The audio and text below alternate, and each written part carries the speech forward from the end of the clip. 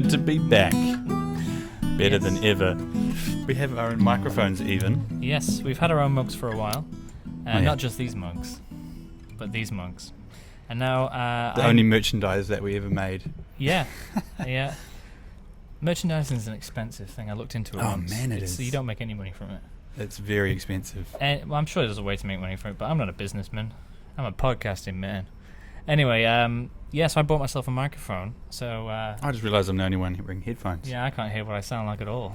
It's a real shame. It's really nice and rich and... It's the dulcet tones of the Lancashire accent. I might just take these off. Yeah. Anyway, welcome to Gregorian Chat. Yes. Episode goodness knows what. I think we're in the 70s. Yeah. As you can see, we haven't really changed. We just still just chat about stuff. Today's episode is entitled Husbandry. Husbandry. No, we're not talking about plants and how to How to cultivate grow them. your marriage. Hey, that's good. Pruning the unnecessary parts of your... Yeah.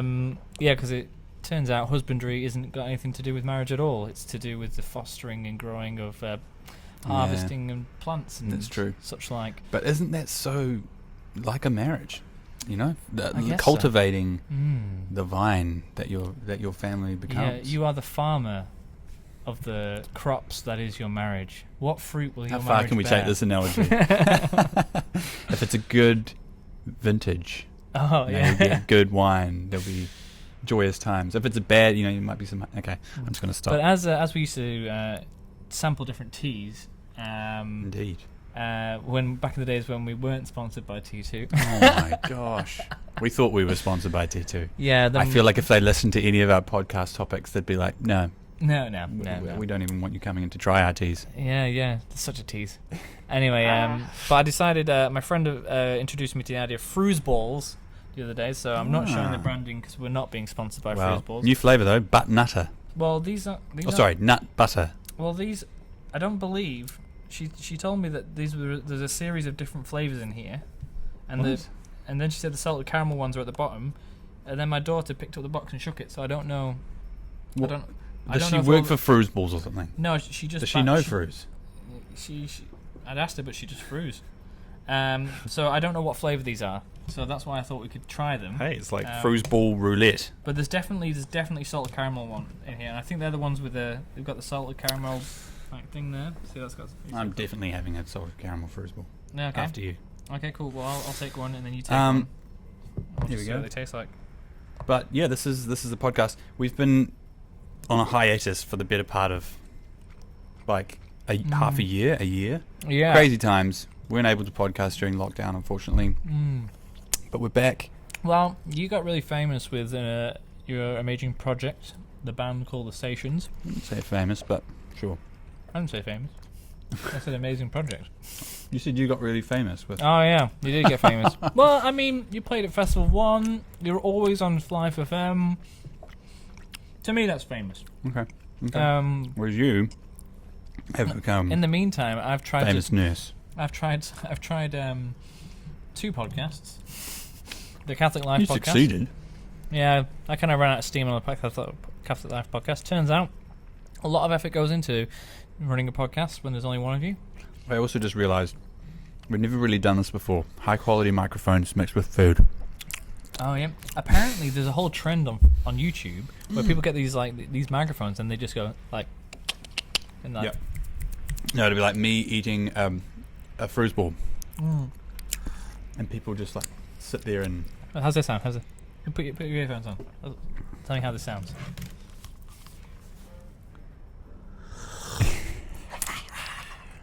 Is it good? It's like so moist. You do it. This is great content.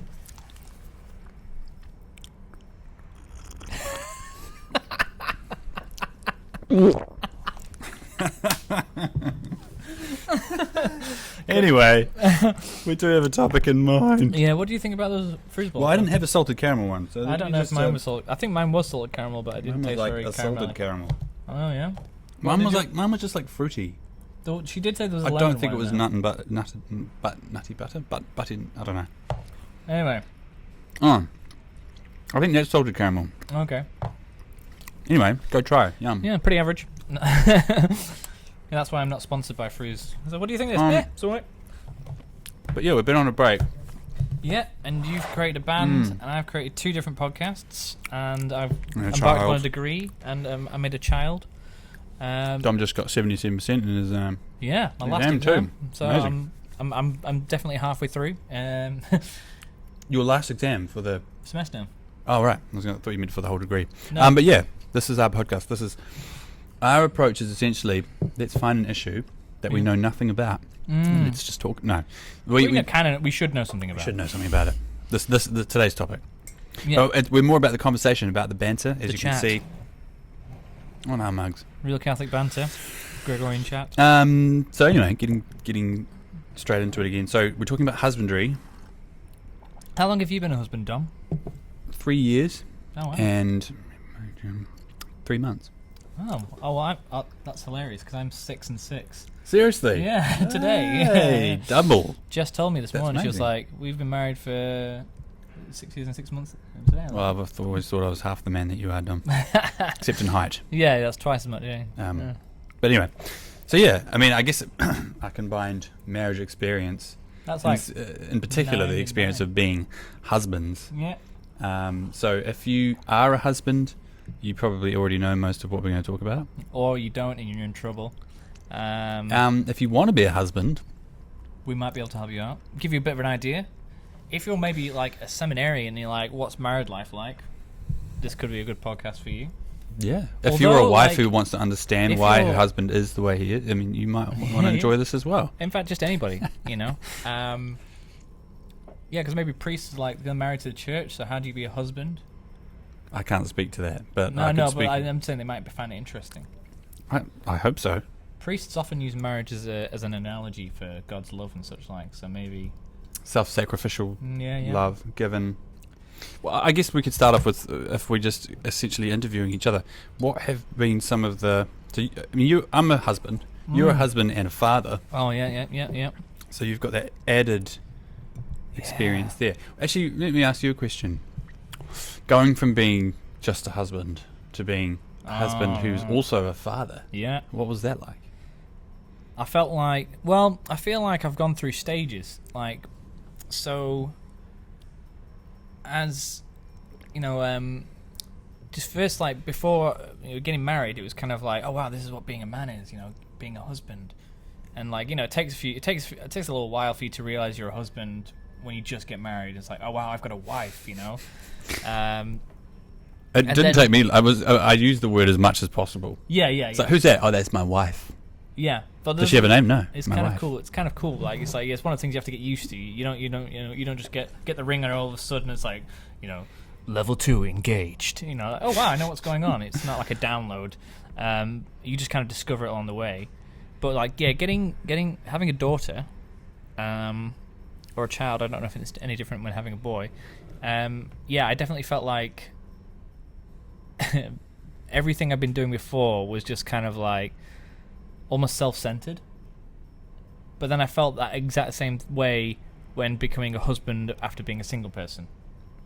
Right. But like to a greater extent, as kind of like, because I remember the day after I got married, I had this experience where I was kind of like, oh wow, I can't just do whatever I want to do anymore. If I want to move country, Right. which I'd literally done to come to get married, I'd just been like, oh, I'm just going to go to New Zealand, see you later. I can't do that ever again. I have to be like, I think I want to go to enter country here. Best talk to my wife about that, you know? And so kind of like, okay, there's a responsibility. But I think, yeah,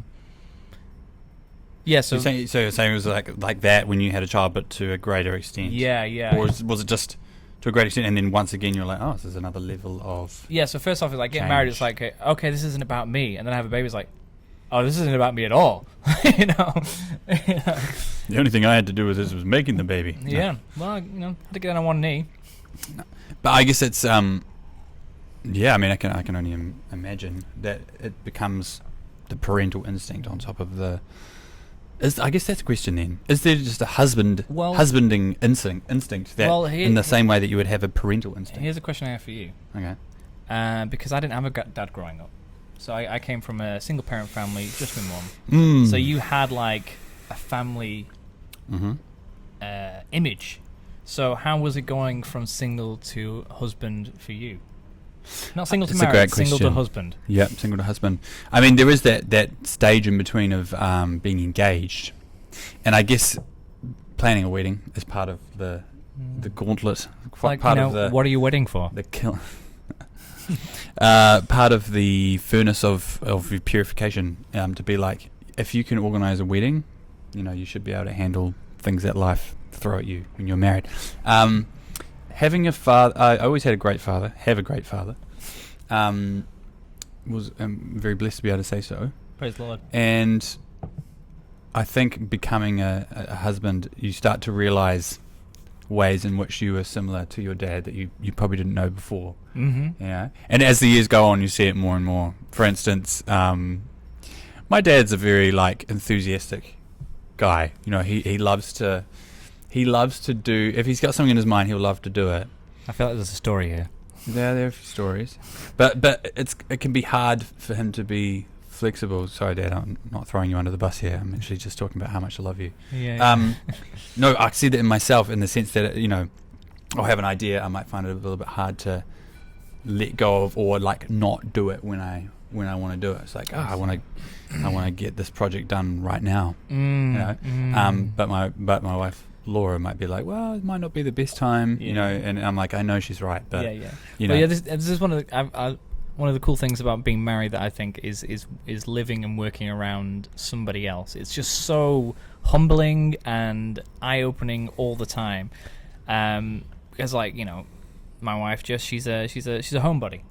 And so it's kind of like she likes going out, but it has to be done in a certain context, and she has to be completely. I feel like I've got a homebody after lockdown. But yeah, so for me, I'm like, all right, should we go out? It's like, yeah, sure. And so I get my shoes on and I start leaving the house, and she's not going home. It's like, we don't have to do it right now. I'm like, but why not? I just don't. We're married for over 6.5 years. I still don't get it. But it's just something I've had to come to explain. It's like to live with. She does things on a different pace and a different way to me, and it's just been like, wow. It's cool. I mean, in the beginning, it was kind of like, she's obviously wrong and I'm correct, so I need to change. I need to change this in her. And it's like, actually, that's one of the greatest realizations I've had. It was kind of like, if something's not going how I want it to go, it's like, or if I think something's wrong, I just, rather than say, okay, she's obviously broken, I need to fix this. It's like, actually, have I done everything I can? Yeah. Before I start getting them to do something, my wife to do something else. Coming back to your thing, I feel like I didn't give a good enough answer. You're talking about having a father example. Yeah, and how did it influence? I think it's I'm still in awe of my dad most of the time. I mean, I'm one of 10 kids. In war, I was like, oh gosh. No, in awe. Yeah. So mum and dad, I'm one of 10 kids. So I don't even know. I know people who have one and two children, and some of the stories of stress and of trying to cope right now. And I'm like, how did mum and dad even do that? But it was in particular things that dad would do. That I'm like, man, how did he even manage? I mean, he was a nurse like you. Oh, really? Yeah, he is a nurse. So, not in hospitals though. Houses and things, but district nurse. Kind of like that. So he was always up though, 5 in the morning, 5:30 in the morning, and then he was hardly ever tired, except some points, on a rare occasion when he'd just fall asleep in the lounge. Yeah. But yeah, I mean, a real example, I think, for me of just being able to take on anything really. Right. Yeah. I mean, it's in some ways I feel like it has. Much of that has yet to be realised for myself in my own marriage, not being a father. Yeah. Yet. Well, that's one of the things that I think has really been a cornerstone of my realisation of husbandry and fatherhood. It's that, and I think, again, I'm only really coming to realise this. I think I've always known it, but it's really coming to forward in the last year or so. It's kind of how much of a leader the father and husband is. And because there's that scripture in Ephesians where it's kind of everyone hates it. Ephesians 5, and all the feminists hate it because it says women be submissive to your husbands. But what it does, they always miss out the first part where it's love, husbands love your wives as Christ loved the church, which is, just look at the passion. And I think one of the things that's really come to front is like my role is to get my wife and my daughter to heaven. And like I was listening, like just the reality of heaven and hell. It's just like they don't need to be like a physical place for them to be real, but they are real. And having that eternal perspective. Yeah, having it, and so it's kind of like, okay, so how am I going to get some? Like if like hypothetically, Jess is like, oh, I don't like praying at all. This isn't the case, but let's say I'm like, okay, I need to get her to pray because she needs to pray to get to heaven, and so to build that relationship with God and such like. So I was like, if I cut off my hand, oh God, she'll pray. yeah, anything. No, but so it's like if I want to,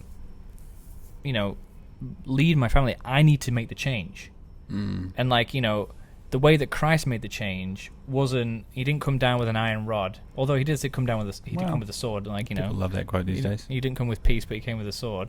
Jesus wasn't peaceful at all. He wanted to hurt people. He didn't do nice things. He was horrible. The other extreme. But like but yeah, he what he did is he came down from heaven, walked amongst us, and entered into our life. It's like that's what I need to do with my wife. It's like what's she going through?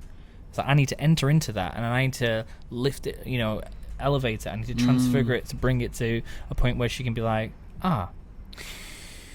My question then, next question, being husbands in the modern age, has it changed? Obviously there are some ways in which it's changed, but like for everyone, regardless of your whatever it is, political view or stance on home life and what it should be and what it should look like, how has our reality changed as husbands in the 21st century? I think social medias and smartphones have changed it. Like I've always wanted to do this for Lent, never done it because it's a big ask, really. It's like give up, electricity for Lent. So go Amish in the home, just in the house. It's like you've done already. We're not gonna use electric lights. Like just take that one thing, just to take like light bulbs, and take it out of your life. It's like you would go to bed when the sun goes down because you can't do anything. You would wake up when the sun comes up. Light a fire. Yeah, in your house. In my apartment. Yeah, but like, so little things like that. And so the reason I bring that up is kind of like nowadays we don't just have electric lights so we can stay up later reading, but we have smartphones, which means you can do everything from your bed. My greatest like gripe about myself is scrolling through videos on Facebook, or playing gardenscapes on the iPad. Do you play that game? Is that when you have to escape from those scenarios? No. It's gardenscapes. You fix up a garden by playing essentially Candy Crush. Man. It's a whole thing. Basically, I broke my own rule of I was only going to use my iPad for study, and then lockdown happened, and I needed a break. And now you don't use it for anything. Except games. True. That's and movies. So you spend more time doing gardenscapes on your iPad than working on your real garden? Yeah, I haven't mowed the lawn in quite a while. Okay. That's partly to do with rain, but that's definitely just an excuse. But what I'm saying is like, so imagine we didn't have these things where we could just sit on a chair and we could, what was that thing I was thinking about the other day? Oh, look that up. It was like, how much is this? What if we went away here? It's like, if you didn't have that, then all of a sudden, all that's left is the people that are in front of you, i.e. your family. So I think that's personally, that's what I reckon is the biggest task for families, but especially fathers and husbands in this day and age. It's like being present, because there's so much demanding our attention. Well, I was thinking kind of along the lines of the changes that have come through work life. Obviously, it used to be very, the man goes to work and the woman stays at home with the kids. For everyone, it was just like the way it was, kind of blanket rule. And I feel like in many ways that it kind of has changed. So you need two incomes in order to own a house. Yeah, not everywhere. I mean, in Auckland, it's certainly the case. But it's, I guess it has changed in many ways. But the the realities of life now, because I think people put a lot of pressure on themselves with things like, you know, paying for their children's university or being able to provide, and those are other elements of being a good husband. Like it seems like if you ask that question to someone now, what is a good husband? It's not going to be just a simple answer. You know, they'll say things like, well, you need to make sure that your children are all going to get, or at least have the prospect of an education. So I don't know. It feels like in many ways people aren't pursuing their dreams as much. And I don't mean that in, I don't know. I don't want to sound like someone who's just saying we've been ruined by, you know, education and things like that. But I feel like there are new pressures, essentially, is what I'm saying, to being a husband in the 21st century. Yeah, well, I think, you know, taking a skeptical view on like a right-wing person would be like, you know, men are getting like pretty much, you know, stood on a lot in like today's society and media. Like, men are the enemy, right? And there's a lot of actually incentives to take fathers out of the home through like, you know, government handouts and such like that. I don't know the details on that, but like, I guess people would see that as more of a solution to something that's unfortunately happening already. So I think there is that element, but I mean at the same time it's like I'm not fully aware of all that, so it is possible to, even though society is like, oh, men are trash, you can just ignore that and keep on going, because I mean I don't feel that people probably do think that, but the people that I've met and spoken to, they're not like, oh, you're a man, are you? Oh, you're a husband, you're going to ruin your children, you know, kind of thing. I don't know if that's just the extreme things we see in the media. But I don't know. I mean, I feel like perhaps something here for those who are interested in marriage, but you know, I have a few questions about being a husband. I mean, it's something you have to figure out as you go. You can't find out everything from watching podcasts, but some of my own personal experiences, I would say, learning to actually have to fight for your wife. Not you know, especially when there's something like, for instance, my wife is Malaysian, you know, and so for me it's been a process of having to not just understand that she is Malaysian in a sense, like, you know, being someone myself who's New Zealand European and born here, and have never had to experience racism or never had to experience the kind of just othering that she has experienced from being here. And it's had to be a real process, because, you know, at first I just didn't understand, or if I did understand, I didn't like the discomfort that came with being like, my wife is clearly upset, you know, and usually what I would do is just like jump to the defense of the person that had upset her and be like, oh, I'm sure they didn't mean it, you know, it's just they just probably don't understand, you know, or you know, it's a contextual thing, you know. And so I really had to learn that it's like, actually, well, part of it is like helping Laura with processing that, but the other part is actually just sticking up for her, and like, even if it was my own very close, that was when it was really difficult, when it was like my very close friends or family who had said something, and then and Laura was like, I'm clearly very upset about it, and for other people that will mean different things in their marriages, whether it's a faith thing, whether it's like a work related thing or hobbies or whatever it is. I think adding to that point, I think, you know, when you're getting married, realize you're marrying a family as well.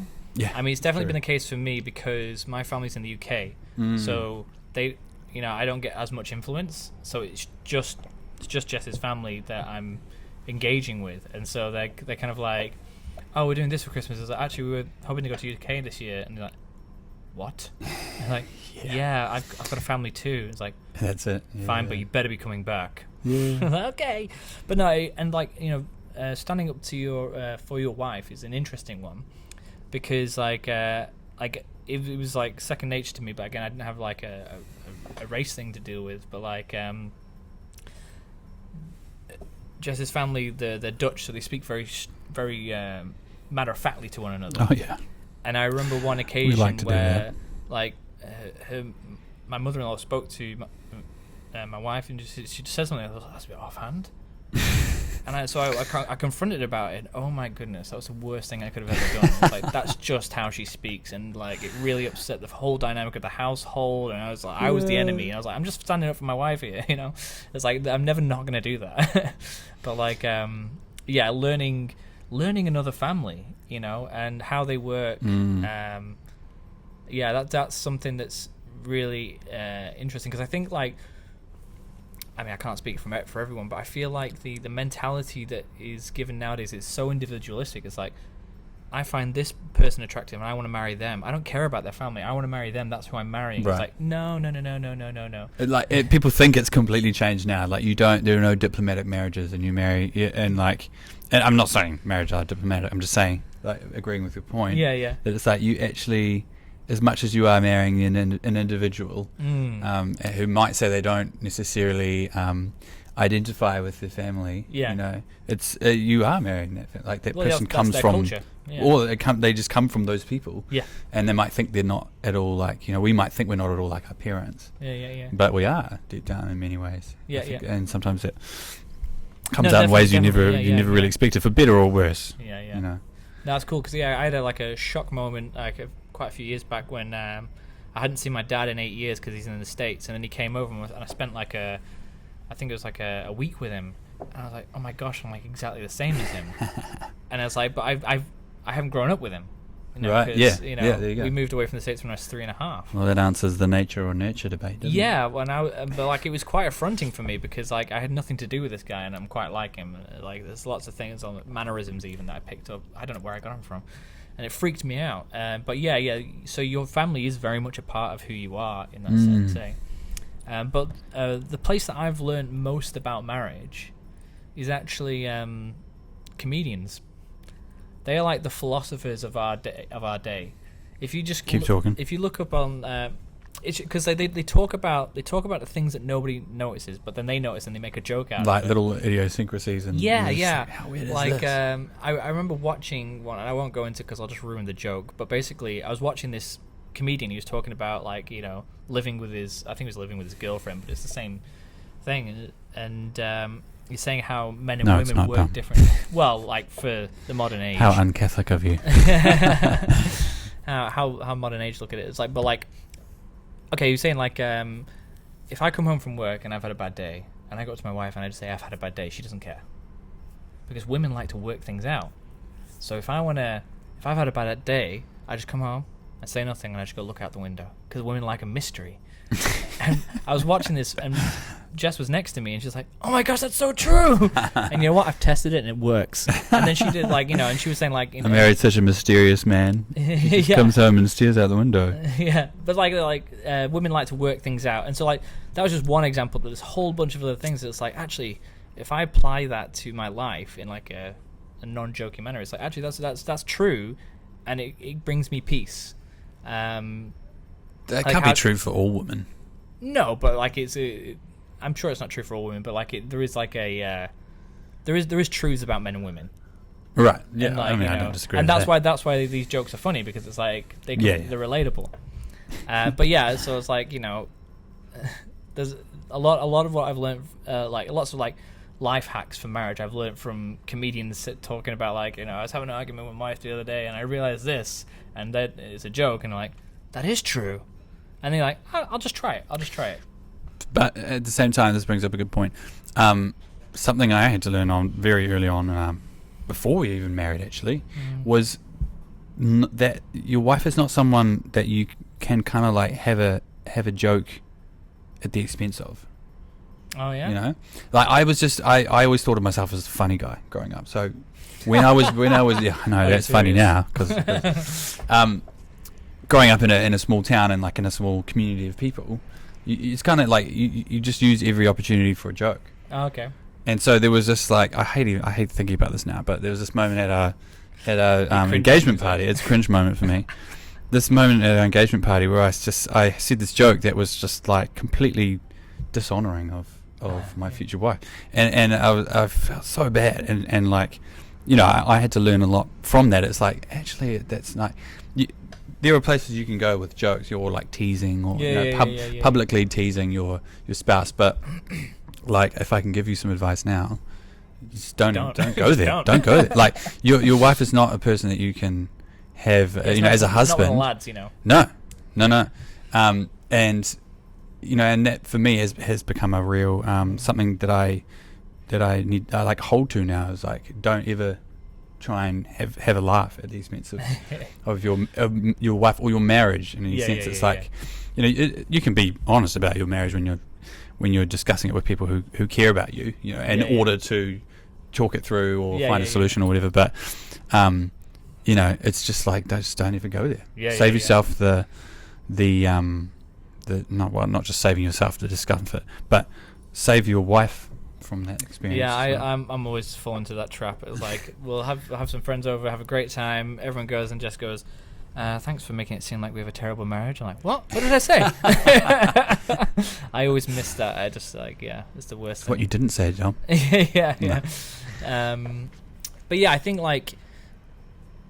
there's the whole thing of like Joseph is like I suppose he's the ultimate father figure, and he's like the patron saint of fathers, isn't fathers he? and dads and husbands, and it's like, because think about like what he took on and what he sacrificed, like, oh man. And like there is a truth to that. And like when we think of sacrifice, so I was talking sacrifices earlier with Cam, and he mentioned that sacrifice means to make holy. And it's kind of like, it brings true that little quip from Saint Jose Maria Escriva. It's like, if something's annoying you, look at it as like, this is something that's sanctifying me. Oh my gosh, yes, I was going to say the same thing. And so like, we can always dwell on this too much, but it is a truth that needs to be spoken, that like, part of being a Christian, and also therefore part of being a husband is sacrifice. It's no, you can't just go out with the lads. No, you can't do whatever you want, however you want to do it. It's a giving up of yourself completely. And we see this exemplified, because this is what marriage is about. It's about being a physical manifestation, an example of the Trinity. And what is the Trinity but the Father self-giving love, giving like complete self-donation to the Son, who receives and reciprocates completely of the self, Filioque. And that love makes a third. Filioque, is that what it's called? Well, that's the term that the Greek Orthodox did not like. Or the Eastern Schism, that was all about filioque, which was like, who proceeds from the Father and the Son. But so going off that, I was thinking about that in the terms of human relationship, and that it's risky. It's risky because you're saying, because you never know. You can be as connected to your wife as possible. You never know what she's thinking. There's the joke of like, the one thing men can never understand is a woman, and I think it goes both ways. But like, you're never going to know what she's thinking. You're never going to know if she's actually engaging with prayer. You're never going to know her, because that's a relationship between her and God. And so what you need to do is you need to say, okay, I'm going to give up. I'm going to give everything. I'm going to like essentially say, I'm not going to look after me at all. I'm going to work into the night to make sure that she's okay. Right. And then I have nothing. I've got absolutely nothing. It's like, if she then leaves, I'm dead. But then because of the Catholic marriage, it's like, then she reciprocates. Exactly. So like what? So there is that terrifyingness of marriage, of like, I need to live that, the Trinity. And I guess that's where C.S. Lewis's definition of humility is really helpful. It's not thinking less of yourself, but thinking of yourself less and less, to the point where, it's like, looking after myself isn't actually my job. And this is maybe perhaps a great discussion point in the context of being a like we were talking about, a 21st century husband.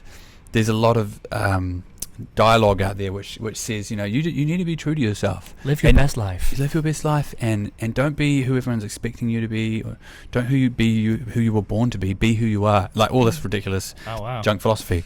But and essentially that is that idea that first and foremost, looking after yourself, that's number one. I mean, sure, in some ways, if you're talking the field of mental health or something like that, that's kind of a different story. But I like your point. It's kind of, our focus as husbands, to get back onto the exact topic, is looking out for our wives, and their focus is on us. Rightly so, directed at the other person. And yeah, I mean that means sacrifice. That means learning to. It actually also means letting yourself be served, which can actually be harder than it sounds. Yeah. You know, to actually just let your wife serve you sometimes. Yeah. I mean, as long as it's not just all the time. So essentially, it's like kind of a micromanaging thing. It's kind of like, look, your wife's job is to look after you, and your job is to look after your wife. More importantly, because we're talking about husbands. So it's kind of like, why doesn't she just let you do your job and you let her do her job? It sounds so simple. It's just delegation. But like, I had this beautiful moment the other day, and I wasn't there for it, but Jess told me about it. And so because I've been off uni on break recently. Jess's mum comes over every Thursday to see Jemima, and so we've been spending a lot of time together, which is cool. And so we were down in Pookie for her birthday, and Jess was telling me she was having a conversation. I wasn't in the room, but her family had a conversation, and Mum just goes, "So it's mad because Jess just says, 'Hey Tom, can you make me some lunch?' And he just gets up and does it."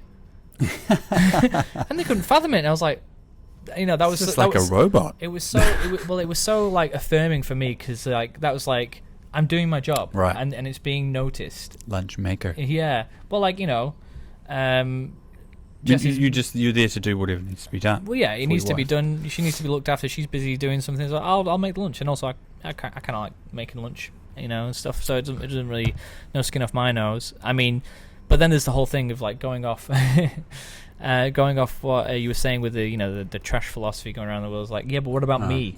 What if I was busy doing something at that moment? It's like, yeah, but my wife needs to eat, and putting the other first, willing the good of the other, it's like that's the role of the Christian, but you see it more specifically in that role of the father. Super underrated virtue, being outward looking.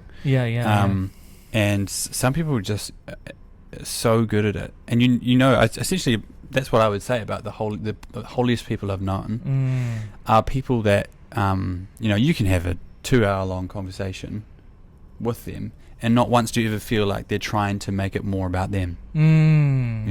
It's those people that are always trying to find out what you need. I mean, as long as they're not completely unrelatable, like, I have no issues, you must not come to these, leave me alone, But I've always been in awe, really, of people that can have a conversation and not talk about themselves.